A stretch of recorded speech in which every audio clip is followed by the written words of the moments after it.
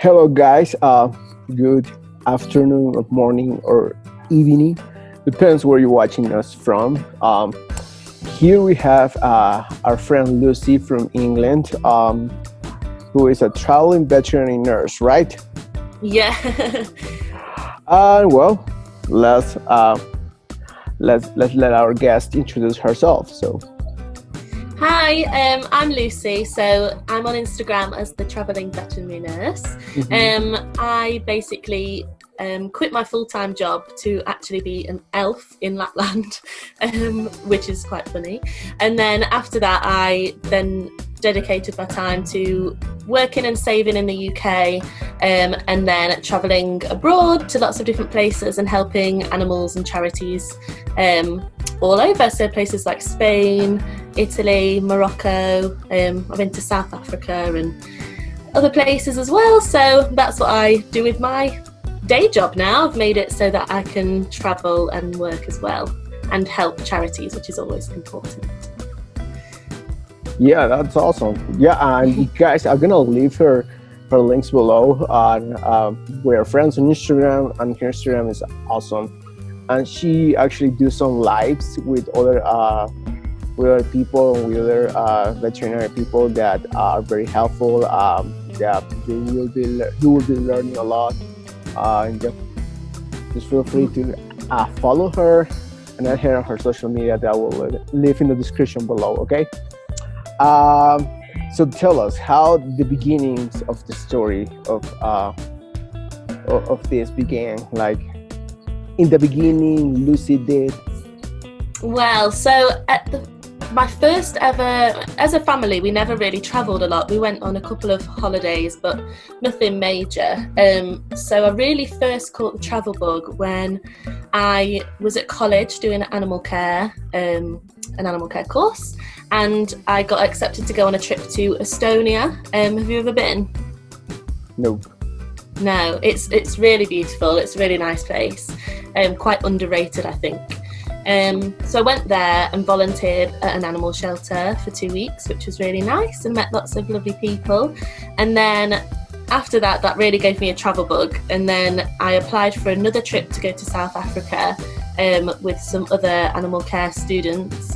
And we went to a reserve and did lots of anti-rhino poaching work and reserve work, learned about different species, about the whole poaching situation over there, which is really sad for the rhino's horns. And yeah, that's a whole other subject in itself. But yeah, those two things with college really inspired me to travel more. So then I started going on solo travel trips and staying in hostels in lots of like European cities, because it's obviously quite easy for me to just hop over to Europe. So I went to France quite a few times, different cities in France, which I love France, mainly because of the wine and the cheese. But yeah, I have been to Spain and Italy and all like love Europe. Prague as well is beautiful in summer and winter. My brother actually lives in Prague, so it's quite easy for me to hop over there as well. But yeah, and then that's just really where the travel bug comes from. And then every time I go to one place now, I just makes me want to go to another, which is why it's awful in this lockdown, because I'm stuck now. Yeah. But yeah. Yeah. And this hopefully will end soon. Yes. I was just planning a trip also to that, going to the town of Arequipa, going to hike the Colca Canyon, but that had to be canceled. But there's good news for people who are watching this. If you have kids or if you have an elderly, the Peruvian government are giving from July through December of this year, letting minors under 18 and the elderly for free. So just the people in between will have to pay, but it's predicted for it to be a special, which we don't know yet. But I'll keep you updated on the Cinnamon Traveler, just in case you want encouragement to travel again. It's okay. That's gonna be edited. Anyways, so of all places you've been, like which has been your favorite and why? Oh, I don't know. Probably Morocco, because I feel it's really hard to pick, isn't it? I've been to so many amazing places, but I do think Morocco, because it was so different and it was so rich in culture. And I went to quite a small town because I don't know if you know, but I work quite closely with a charity in a town called Azamor in Morocco, and they help the street cats. So they do sterilisation projects because they have a massive problem with overpopulation of cats. So I go out there. I was supposed to be going out there tomorrow, actually. Yeah. They can't. But yeah, the people there are so special. They're just so welcoming, so lovely. You know, they're offering to cook for you and inviting you into their homes, and they're just really lovely people. And then the street art is fantastic, and it's just so rich in culture, and the riads and the houses are just beautiful. And there's loads of cats, which I obviously love. So do you think that there's people, like in different parts of the world, people have like different mindset of what it's to take care of an animal is? Yeah, definitely. I think around the world there are obviously a lot of people, lots of people love animals. I think the main problem that, from a veterinary point I see is communities that fear animals like dogs and cats for fear of rabies and things, and I feel like that is a completely justified fear. Like, it's not an irrational fear, because hundreds of people die from rabies, if more, but so that's why I think things like Mission Rabies and other projects that vaccinate against rabies, the street animals and things, are so important, because it's not only saving the animals, it's also saving people. But yeah, it's education as well as a main point of what I aim to do as well. So going around, not only just participating in these projects, but also educating the public and communities about you don't have to be scared of the dogs, and things to look out for rabies for, what to do if you do get bitten, and things like that. And if we do vaccinate the animals in that place, then we can say, look, we've vaccinated these dogs, the risk is really low, don't be scared, you can go and feed them, and things like this, and educating people. It's important. People love animals around the world. That's true. I love dogs. I pet them, even if they're street dogs. So, will you say that there's any basic education that most people in the world needs to have before having a pet? Oh, definitely. Yeah, people shouldn't get pets without knowing about their basic needs, really. And every owner should do research into typical conditions that they can get, and what signs to look out for, what things are toxic to pets, what foods they shouldn't eat, for chocolate and raisins, for example, for dogs. If they're going to get plants and flowers in the house, like don't get lilies if you've got cats and things like that. So it's definitely important for owners to be educated, and educated on things like getting your pet neutered as well is really important. Yeah. That's true.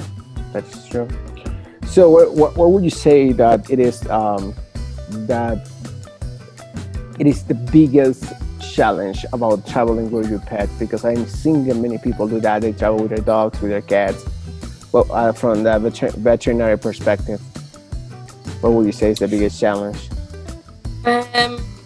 Not sure. The only time I've travelled with a dog is when I bought one back from Sardinia to a new family in the UK. But yeah, there's a lot of paperwork involved. They have to have all their vaccines, they have to have some tests done, they have to be flea and wormed, and every country has their own different restrictions as well. So to whichever country you're going to, you need to research what requirements they have, because they might require them to be vaccinated against rabies, and things like that as well. So yeah, it's a lot of paperwork, but if you do, then I guess they're a great travel companion. But it might be a lot more trouble than it's worth. Yeah. Yeah, I think it depends though. It depends though. So like going back to the travel side, what would you say that has been your favorite culture to be immersed with, different than yours? I would say Morocco, yeah, because it just opens your eyes as to, you know, different religions, and yeah, to be respectful of, you know, to wear the correct clothing and stuff, and how they live, and, you know, getting woken up by the call to prayer when I was in Morocco was really beautiful. Actually, it was really nice. And yeah, that was, yeah, just so rich in culture, and yeah, I loved it. Absolutely loved it. That's pretty cool. So, do you have any favorite story about from your travels or from Morocco that you would like to share? There was one really nice day where we got invited to this lovely riad, and we had a party. It was my first evening in Morocco, but there's been a few vet nurses from Australia who were there for a couple of weeks before me, because I was on another project before. So I was in Italy, and then I flew straight back home and then straight to Morocco the next day. So I couldn't join them for the whole thing, but yeah, so there was some people from Australia, and they were leaving the day after. So we had a little party in this lovely, beautiful riad, and we had a Moroccan band come and play, who, you know, we're now really close friends. They played some really good Moroccan music, and we ate a lovely tagine and couscous, and like a Moroccan spread that they'd put out. Oh, it was lovely.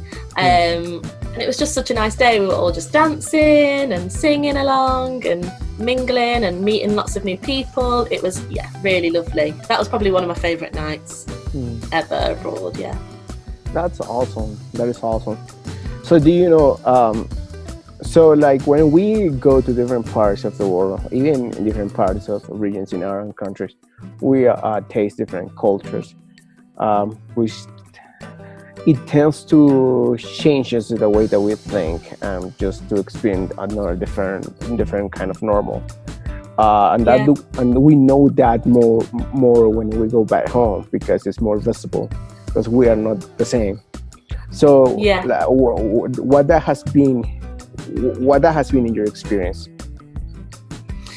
I know what you mean. Yeah, it does really open your eyes to seeing how people live, and I think a main one for me is how privileged we are in the UK. You know, we're so lucky with free healthcare and accessible healthcare and good food. You know, we don't go hungry. You know, I've got a roof over my head. I've got my family all around me. I'm really lucky. Yeah, it just really does make you realise how lucky you are, I think, you know, especially if you do go to like a poorer country. And then it does when you're away as well. I don't really get homesick, but it always does, you know, I come back and I appreciate the time I do have with my family more when I do come back. You know, so that's nice. Yeah, it just makes me feel really lucky. That's awesome. That is awesome. So, do you have any favorite international food? Food?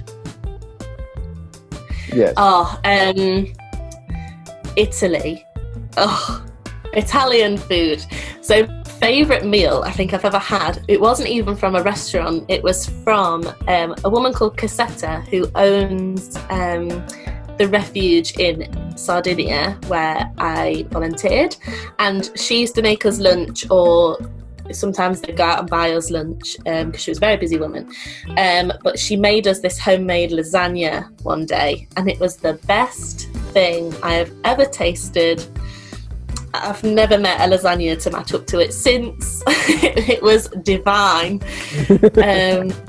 I could have eaten so much of it. It was amazing. But yeah, food is, I just love having, you know, if I go somewhere, I always try and have like street food or, you know, local food rather than eating in touristy places. I always try and find, you know, not touristy places to go and eat and things. And because I think that's important, you need to support local businesses wherever you go. But yeah, I feel like you get a more authentic travel experience if you eat and go to places that are off the grid, if you would say. Yeah, that's what I try to do with my guests whenever they come for a trip. They want to go to the bigger places. I say, get away from the plaza. That's just touristy, and it's not like I cook Korean food, and I'm like, no, that ain't good. So I just take them like somewhere else. Yeah, it's actually really good.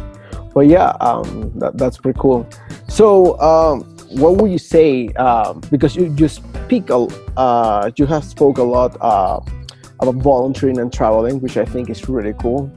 So, what would you say? Like, what is the importance of the possibility of volunteering if you're going to travel to another place? I think it's something that in my job, it's really nice to sort of give back, and you know, it's really nice and important for me that I can mix both of my loves of my job and traveling. Like, I'm really lucky that I always sort of knew what I wanted to do when I was a kid. I always knew I wanted to work with animals. So yeah, I guess.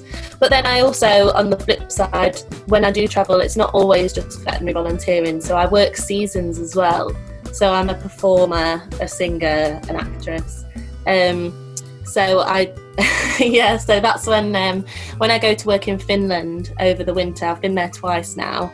I was actually an elf the first year, and then elf manager the second year. So I'm going back this year, fingers crossed it runs. But yeah, I was supposed to go out and do a ski season as well in France before it got cancelled. But yeah, so I think in other areas there's always opportunities to work abroad as well if you know, didn't have the money or couldn't save up a lot to go on a big trip somewhere or wanted to stay somewhere a bit longer. That's always an option as well. But yeah, volunteering wise, I think if you go somewhere and you can volunteer, it would be, you know, really good for the community, and you probably see a different side to the place where you're going, and you can make a difference wherever you go, really. So I would always persuade people to volunteer if they can. Yeah, especially in the veterinary realm, like doctors and nurses, I think it is so much needed.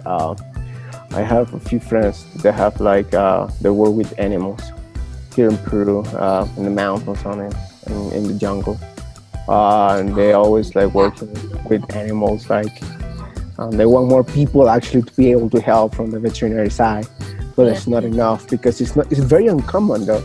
Which I think, I was really wondering, but it is needed now because it's just such a beautiful realm of medicine.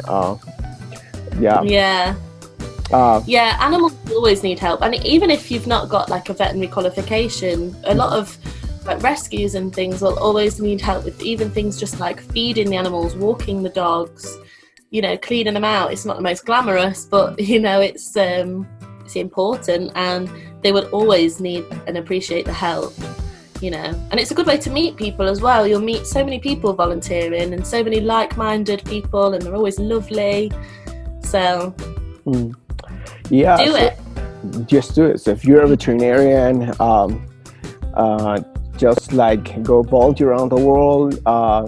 There's quite a few pages on Instagram and on Facebook, but I think I'm gonna leave some links below of some places that I know of where you can volunteer. But yeah, so that's rich. So are you guys in quarantine right now? For how long? Yeah, they've sort of eased the lockdown recently, so we can travel however far we want to get exercise. We can sort of go and see family and things and friends, but from a distance, 2 meters. So I finally got to see my niece and nephew the other day, which was really nice because I hadn't seen them in about 2 months. That's awesome. Yeah, it was so lovely, but it was just hard because they wanted to come and give me a hug, and I said, no, you've got to stay there. So it was quite sad, but it was just nice to see them, and we'd rather everyone stay healthy and safe. But yeah, it's not too bad, to be fair. So we're quite, again, we're quite lucky. We've got food in the cupboards and the fridge and a roof over our head, and we can go in the gardens and go for a walk and exercise and things like that. So it's not too bad. Yep. Is there anything you're looking forward to do when all this ends? Oh, giving someone a hug. I'm such a huggy person, and but also traveling, obviously. I just can't wait to get back out there because I'm sick of the UK, to be honest. Or just sick of England. I'd even take going to Scotland or Ireland or Wales or something. But yeah, I just can't wait to hug all my family, hug all my friends, and go away again. And awesome. Help some animals because they need us. That is awesome. Now more than ever. Yeah. Well, guys, here we have Lucy. And I'm gonna leave her Instagram and her websites below. Thank you so much for joining us today, and have a great day.